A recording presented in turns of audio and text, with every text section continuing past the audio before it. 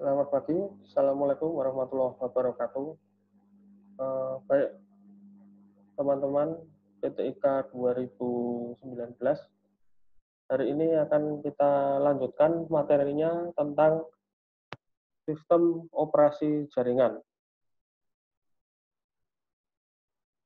Nah, setelah teman-teman mengerjakan tugas pada pertemuan sebelumnya tentang sistem operasi jaringan, sekarang saya akan menjelaskan tentang definisi, fungsi, dan contoh-contoh sistem operasi jaringan. Sistem operasi jaringan merupakan sistem operasi yang berfungsi mengelola, kemudian mengoordinasikan dan mengatur gitu ya, mengoordinasikan layanan-layanan dari beberapa perangkat komputer dan perangkat I/O dalam sebuah jaringan komputer. Perangkat komputer itu apa saja? Perangkat komputer ya PC-PC, server, kemudian laptop, smartphone, dan lain-lain, di mana masing-masing perangkat tersebut mempunyai perangkat I/O-nya masing-masing yang bisa berinteraksi dengan pengguna. Sistem operasi jaringan ini melayani lebih dari satu user, berbeda dengan sistem operasi desktop yang kita gunakan sehari-hari yang hanya melayani satu user saja. Misalnya Anda menggunakan laptop dengan sistem operasi Microsoft Windows 10 atau Windows 7. Nah, itu berarti Anda hanya menggunakan fitur-fitur yang ada di dalam sistem operasi tersebut. Kebalikan dengan sistem operasi jaringan, dia menyediakan layanan-layanan, layanannya di publish atau di deploy gitu, bisa diakses melalui jaringan internet, dan layanan-layanan tersebut bisa digunakan oleh lebih dari satu user. Seperti misalnya Anda mengakses sebuah website atau website Siakat milik kampus kita. Website Siakat tersebut ditaruh dalam sebuah server, yang mana server tersebut dikendalikan oleh sistem operasi jaringan. Sistem operasi jaringan tersebut mengaktifkan fungsi layanan web server sehingga memungkinkan untuk user mengakses semua website yang ada di dalam server tersebut. Salah satunya website Siakat. Berikut adalah fungsi sistem operasi jaringan. Seperti halnya sistem operasi biasa, sistem operasi jaringan juga memiliki semua karakteristik fungsi sistem operasi, namun dengan beberapa kapabilitas yang lebih lengkap. Ada beberapa fungsi-fungsi yang dimiliki oleh sistem operasi jaringan, namun tidak dimiliki oleh sistem operasi desktop seperti itu. Berikut adalah fungsi-fungsi sistem operasi jaringan dan sistem operasi desktop, perbandingannya, mulai dari manajemen proses, manajemen memori, manajemen I/O, file user, security, jaringan, sumber daya, layanan jaringan, dan yang terakhir adalah keamanan untuk multiple user. Saya jelaskan satu persatu dari manajemen proses. Manajemen proses adalah kemampuan sebuah sistem operasi untuk mengelola proses-proses yang terjadi dalam sebuah sistem komputer. Proses tersebut dikelola oleh CPU yang terdiri dari algoritma logic unit (ALU) itu, kemudian dari CPU di segala jenis inputan yang dilakukan oleh user dikelola oleh CPU, kemudian ditampilkan kepada perangkat I/O agar bisa digunakan sebagaimana mestinya. Nah, fungsi manajemen proses ini, sistem operasi desktop maupun sistem operasi jaringan, dua-duanya punya fungsi yang sama. Kemudian fungsi yang kedua, manajemen memori. Manajemen memori adalah kemampuan sebuah sistem operasi mengelola memori-memori yang terpasang dalam sebuah komputer. Memori ada banyak, ada memori yang terintegrasi dengan prosesor, ada memori yang sifatnya modular seperti RAM. Jadi ada dua ya, random access memory dan read only memory. Nah itu pengertiannya bagaimana itu silahkan mengingat-ingat mata kuliah sistem operasi. Yang akan kita bahas di sini adalah dua jenis sistem operasi ini, baik desktop dan jaringan, keduanya sama-sama memiliki kemampuan untuk manajemen memori. Ciri-cirinya bagaimana? Ciri-cirinya adalah ketika Anda menggunakan sistem operasi tersebut, dia bisa mengenali berapa besaran memori yang digunakan, kemudian bisa melakukan proses ketika kita mengeksekusi sebuah program aplikasi. Nah, itu berarti sistem operasi desktop maupun jaringan punya kapabilitas untuk manajemen memori. Kemudian fungsi yang ketiga adalah manajemen I/O atau perangkat input-output. Sistem operasi desktop maupun sistem operasi jaringan dua-duanya sama-sama memiliki fitur untuk mengelola perangkat I/O. Perangkat I/O itu apa saja? Kalau yang kelihatan ya perangkat I/O adalah keyboard, kemudian webcam, mouse, USB modem, USB flash disk, dan lain-lain. Nah, itu dua-duanya mampu mengelola perangkat I/O. Kemudian fungsi berikutnya adalah manajemen file atau kemampuan untuk mengelola file-file yang biasanya dalam bentuk folder ya, atau sistem berkas seperti itu. Dua-duanya punya fungsi yang sama. Kemudian fungsi berikutnya adalah manajemen user, kemampuan untuk mengelola user. Kalau ini sudah jelas, semua sistem operasi pasti punya user yang bisa menggunakan, baik harus login terlebih dahulu atau user yang sifatnya guest user. Kemudian manajemen security adalah kemampuan untuk menyediakan fitur keamanan seperti password, kemudian restore point, kemudian backup, kemudian fitur-fitur standar untuk melakukan scanning terhadap antivirus, fitur standar untuk melakukan scanning terhadap virus, maksud saya virus atau malware, itu dua-duanya juga bisa. Kemudian manajemen jaringan, kemampuan untuk mengatur pengalamatan jaringan agar komputer yang kita gunakan bisa terhubung ke jaringan lokal maupun internet. Itu dua-duanya juga punya fitur tersebut. Kemudian fitur berikutnya mengelola sumber daya jaringan. Nah, ini hanya dimiliki oleh sistem operasi jaringan. Sumber daya jaringan itu adalah sumber daya seperti access point, kemudian router, kemudian firewall, kemudian printer network gitu ya, jadi printer sharing seperti itu. Kemudian storage, database server. Nah, itu bisa kita sebut sebagai sumber daya jaringan. Kemudian fungsi berikutnya adalah menyediakan layanan jaringan. Ini hanya dimiliki oleh sistem operasi jaringan juga, tidak dimiliki oleh sistem operasi desktop. Kemudian fungsi yang terakhir adalah menyediakan keamanan jaringan untuk multiple user. Jadi kalau sistem operasi desktop itu hanya menyediakan keamanan jaringan standar, basic gitu, seperti login user, kemudian backup, restore point. Kalau sistem operasi jaringan itu menyediakan keamanan jaringan untuk multiple user. Jadi dia punya sebuah fitur user manager yang digunakan untuk mengelola banyak user yang membutuhkan fitur-fitur keamanan ketika mengakses layanan-layanan yang disediakan oleh sistem operasi jaringan. Pada slide sebelumnya saya menyebutkan menyediakan fungsi untuk menyediakan layanan jaringan. Nah, sebetulnya layanan jaringan apa saja yang diberikan oleh SOC? Sistem operasi jaringan memberikan layanan-layanan yang digunakan untuk pengguna mengakses internet. Berikut ini beberapa layanan sistem operasi jaringan pada umumnya yang sering kita manfaatkan sehari-hari. Yang pertama adalah file sharing.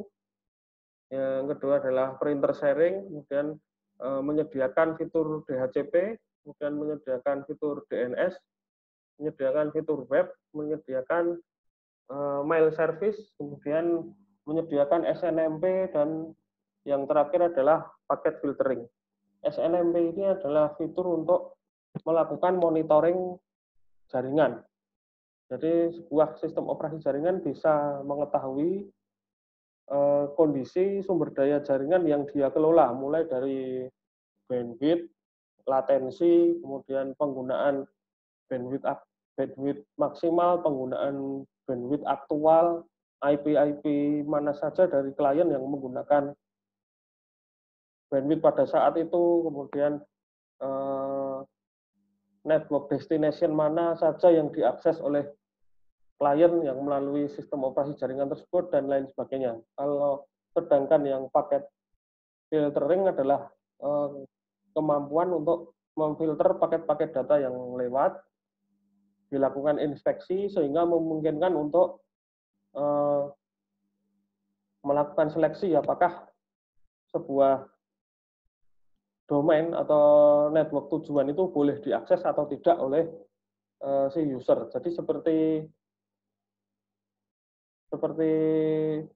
filtering website itu, misalnya kamu mau mengakses Netflix, oh ternyata Netflix-nya terblokir. Nah, itu yang melakukan proses pemblokiran tersebut adalah sistem operasi jaringan yang diinstal di router maupun di server. Kemudian untuk DHCP, DNS, web, dan mail tidak perlu saya jelaskan karena ini fitur umum ya. DHCP untuk bagi IP dinamis, DNS untuk menerjemahkan IP ke domain dan sebaliknya, web untuk menyediakan web, kemudian mail untuk menyediakan email. Nah, ini semua diinstal dalam sebuah server yang dikelola oleh sistem operasi jaringan.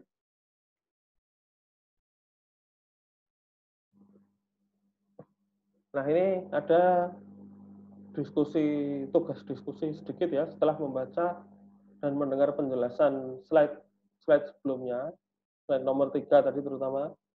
Kamu diskusikan dengan temanmu apa perbedaan sistem operasi jaringan, sistem operasi desktop, dan sistem operasi mobile. Sistem operasi mobile belum saya jelaskan, namun kurang lebih sama dengan sistem operasi desktop dan SOC dengan beberapa perbedaan yang harus kamu analisis. Jadi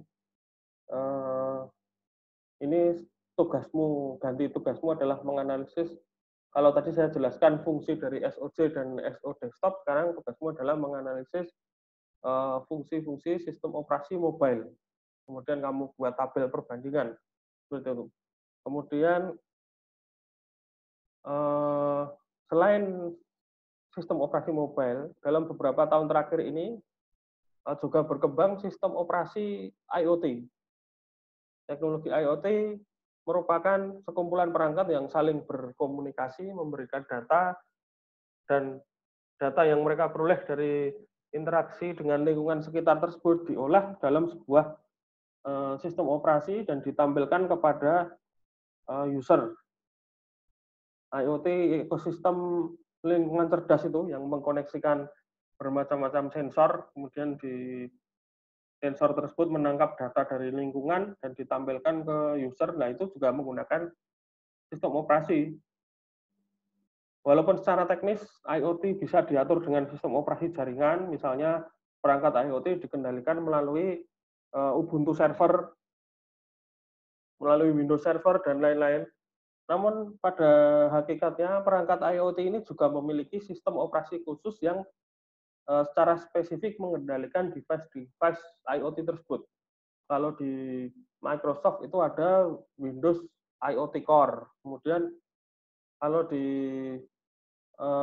Linux kalau tidak salah Ubuntu Mate Edition itu. Kemudian ada dari familinya Debian ada Raspbian yang bisa diinstal di Raspberry Pi. Itu juga termasuk sistem operasi tapi khusus untuk mengendalikan perangkat-perangkat IoT. Kemudian kita masuk ke jenis-jenis sistem operasi jaringan. Ada kurang lebih 6. Yang pertama adalah sistem operasi jaringan berbasis perangkat. Jadi untuk selanjutnya saya singkat SOJ saja biar singkat. SOJ ini diinstal dalam perangkat jaringan khususnya perangkat router dan switch manageable.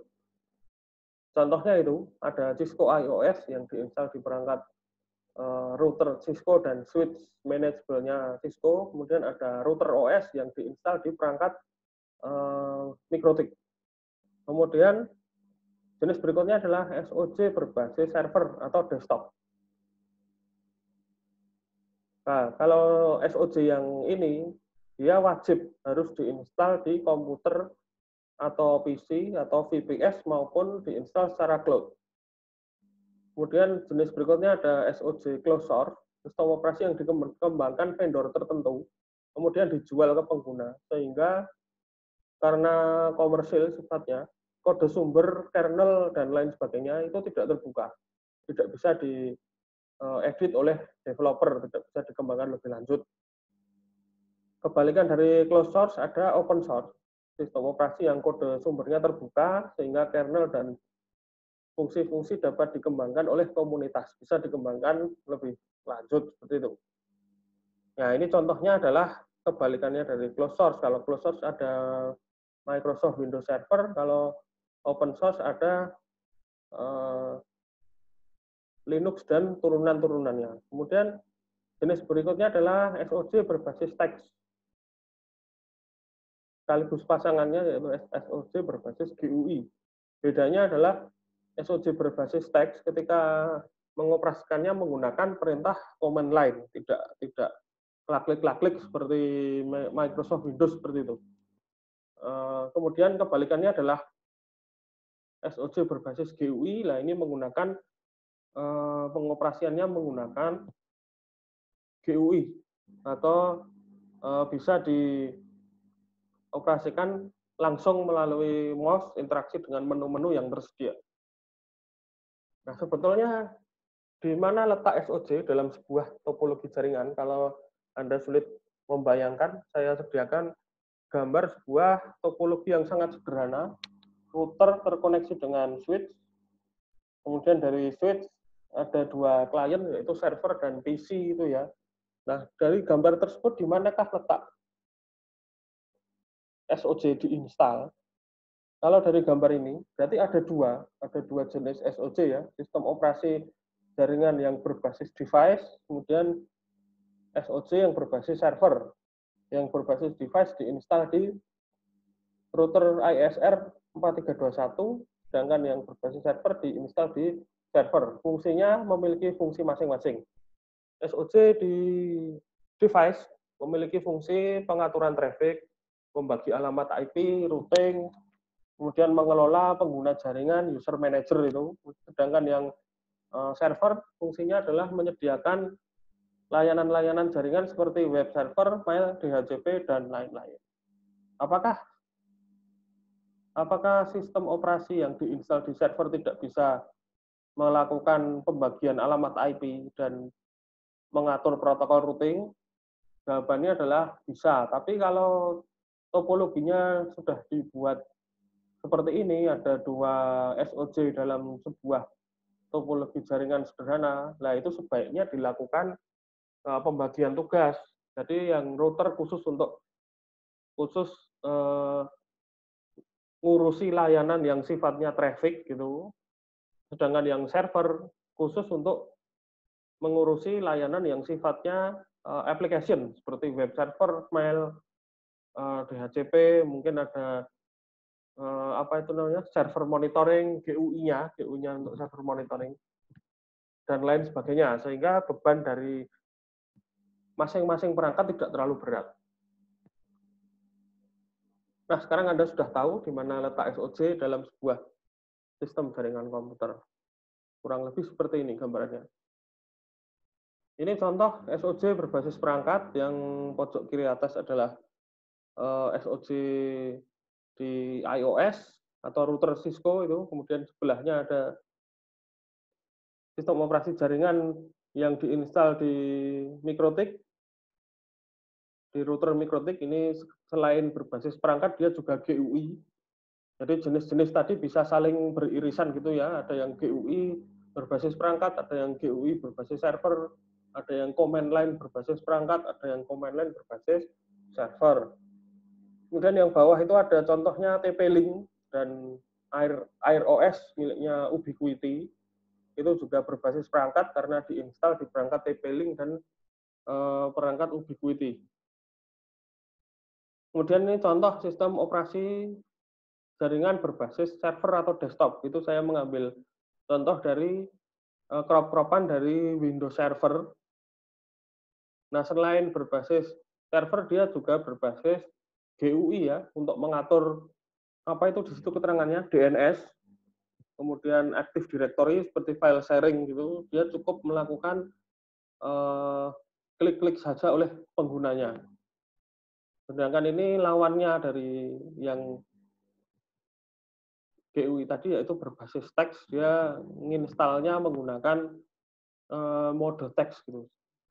Membutuhkan skill yang lebih daripada sistem operasi berbasis GUI.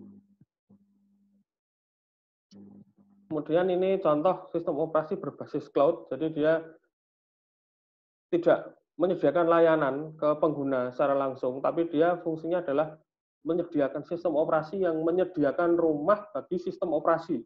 Nah, bingung kan? Jadi kurang lebih SOC berbasis cloud ini, dia mengelola banyak server yang di dalamnya ada sistem operasi. Jadi dia sistem operasi yang mengelola satu ekosistem IT yang terdiri dari perangkat-perangkat virtual dikelola oleh sistem operasi berbasis cloud. Ini kapan-kapan kita praktekkan untuk gambaran lebih detailnya seperti itu.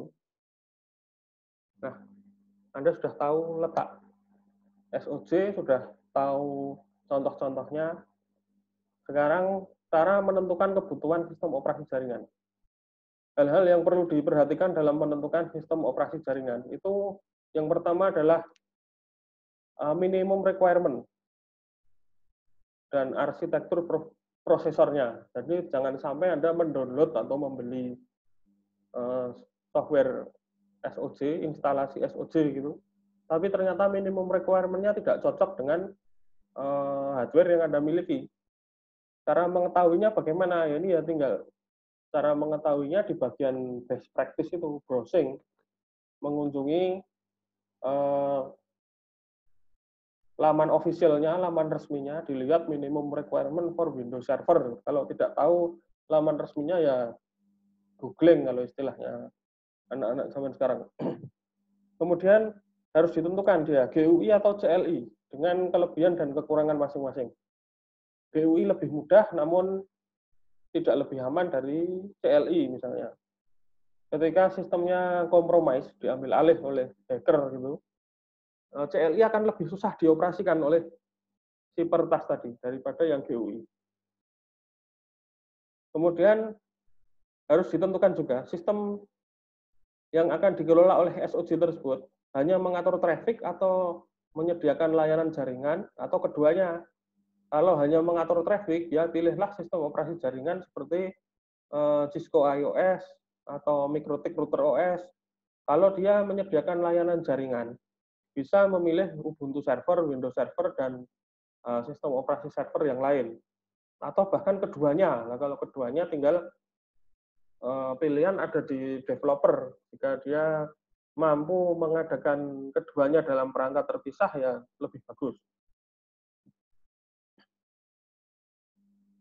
Untuk best practice-nya seperti itu, bisa mulai dari browsing, kemudian mencatat hasil browsingan, kemudian membuat matriks komparasi fitur untuk mengetahui mana sistem operasi yang paling saya butuhkan. Kemudian memutuskan atau memilih sistem operasi yang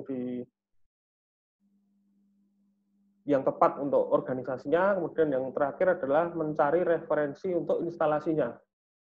Nah, ini sebetulnya langkah-langkah yang harus Anda arsip ini ketika Anda sudah bekerja nanti. Browsing, mencatat, membuat matriks komparasi, gampangannya seperti kamu mau beli laptop lah. Kamu browsing, laptop yang kamu butuhkan apa saja, kemudian dicatat Kemudian kamu buat matriks perbandingan dari harga, fitur,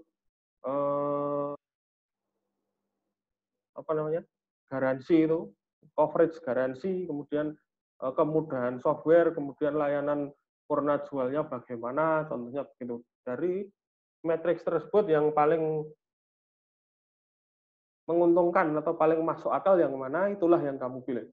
Nah, best practice ini saya mengadaptasi dari SKKNI, Standar Kompetensi Kerja Nasional Indonesia. Jadi memang mahasiswa harus memiliki keterampilan untuk menentukan kebutuhan sistem operasi jaringan, di mana proses-prosesnya urutannya adalah seperti itu, mencatat, membuat matriks, komparasi, memutuskan mana yang dipilih, kemudian mencari referensi untuk melakukan instalasi. Ini contoh instalasi sistem operasi jaringan berbasis teks ini. Kemudian setelah menginstal, langkah berikutnya adalah menguji koneksi. Jadi percuma kamu menginstal terus tidak connect ke internet, jadi dia tidak menjalankan fungsinya sebagai pengelola jaringan. Contoh-contoh pengujian koneksi seperti itu, yang pertama adalah ngeping gateway. Itu saya ambil contoh dari router OS Mikrotik. Yang pertama menampilkan IP dulu. Kalau IP-nya belum nampak gitu atau belum dapat IP, dia tidak akan bisa ngeping gateway. Kemudian setelah ngeping gateway berhasil, selanjutnya adalah ngeping klien yang terkoneksi. Gateway sudah bisa, klien sudah dikenali semua. Langkah berikutnya adalah ngeping internet. Ngeping mulai dari IP dulu, ping 8888 atau 172, 12, sekian, dan seterusnya. Ngeping IP berhasil, selanjutnya adalah ngeping domain, misalnya ngeping Google berhasil.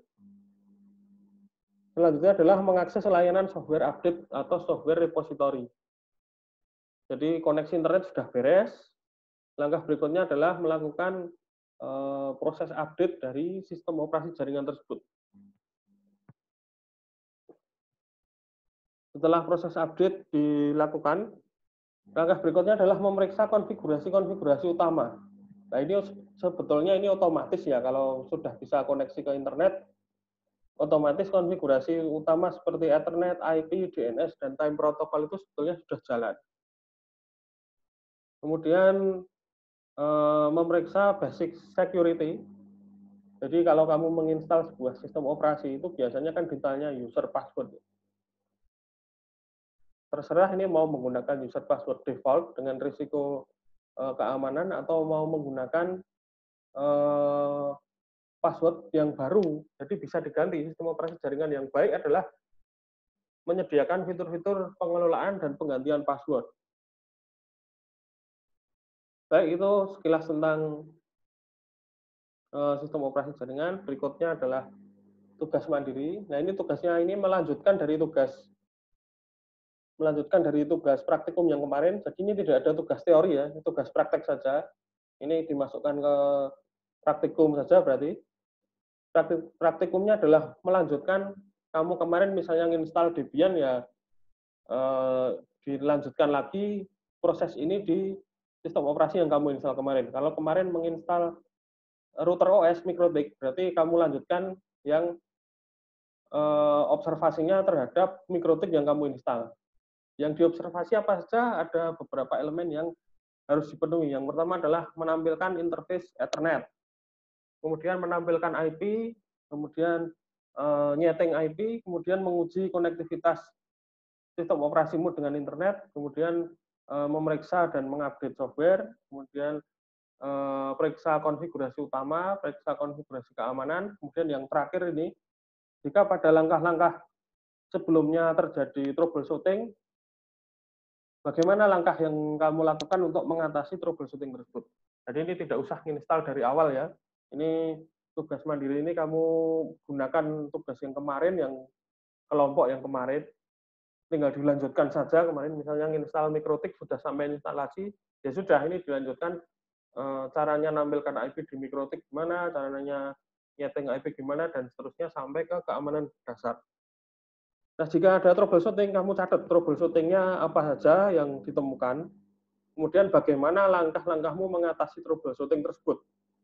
Jika masih ada troubleshooting yang tidak terpecahkan, kita bahas di pertemuan berikutnya. Disampaikan pada forum diskusi, diposting beserta screenshot-nya, kemudian kita bahas pada pertemuan berikutnya. Baik, itu materi pertemuan 3 kali ini. Selamat mengerjakan tugas. Materi ini akan saya upload ke Spada maupun YouTube. Tolong nanti dikomentari. Jika ada pertanyaan, disampaikan di kolom komentar. Selamat siang. Wassalamualaikum warahmatullahi wabarakatuh.